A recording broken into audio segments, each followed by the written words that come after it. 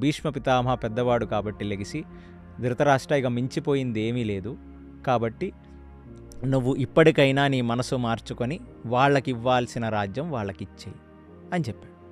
చెప్పగానే ఇప్పుడు దుర్యోధనుడు లెగిశాడు. దుర్యోధనుడు ఒక వింత లాజిక్ మాట్లాడాడు ఇక్కడ. ఏం మాట్లాడాడు? నేనేమన్నా తల మీద గన్ను పెట్టి పిలిచానా నేను పాచికలాడమని? తలుచుకోనుంటుంటే ధర్మరాజు పాచికలాడటానికి రాకుండా కూడా ఉండి ఉండొచ్చు కదా. ఉండి ఉంటే ఇలాంటి ఒక పరిస్థితే వచ్చుండదు కదా. కాబట్టి వచ్చాడు, పోనీ పార్టిసిపేట్ చేశాడు. నేను ఆడనని మధ్యలో లెగిసి ఎందుకు వెళ్ళలేదు? మొత్తం ఓడే వరకు ఎందుకు కూర్చున్నాడు? ఒక్క నిమిషం నాకు అర్థం కాని విషయం, నేను చేసిన తప్పేమిటి అనగానే శ్రీకృష్ణుడు దుర్యోధనుడిని చూసి, దీనిని ఆత్మవంచన అంటారు. వాళ్ళని చూసి నీకెప్పుడు నీ కళ్ళు ప్రశాంతంగా ఉండలేదు. నీ గుండెల మీద చేసుకొని చెప్పు, వాళ్ళు ఈ రాజ్యంలోకొచ్చిన రోజు నుంచి నీ మనసులో ఒక వృషవృక్షం పెరుగుతూనే ఉంది.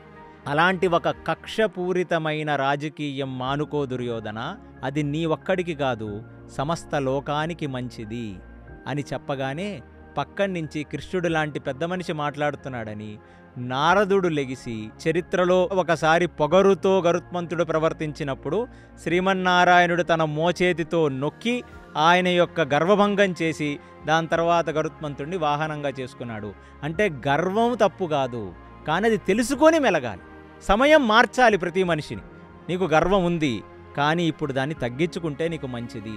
నువ్వు తగ్గితే వచ్చే నష్టం ఏమీ లేదని చెప్పి అక్కడికొచ్చిన నారదుడు, కాన్వ ఋషి, జమదగుడు ముగ్గురు 3 రకాల కథలు చెప్తారు. కాబట్టి నువ్వు అన్నీ వదిలేసి నువ్వు అర్ధరాజ్యం ఇవ్వవలసినది అని ఎప్పుడైతే ఋషులు దాని తర్వాత శ్రీకృష్ణ పరమాత్మ చెప్పారో అప్పుడు ఇంకా ధృతరాష్ట్రుడికి భయం ఏర్పడింది. భయం ఏర్పడి ఖచ్చితంగా దుర్యోధన వాళ్ళ భాగం వాళ్ళకిచ్చేద్దాం, వాళ్ళ తండ్రి గారి సంపాదన వాళ్ళకిచ్చేద్దాం అనగానే దుర్యోధనుడికి విపరీతమైన కోపం వచ్చింది.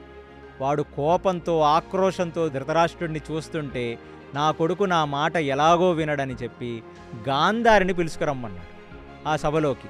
అప్పుడు గాంధారి వచ్చింది.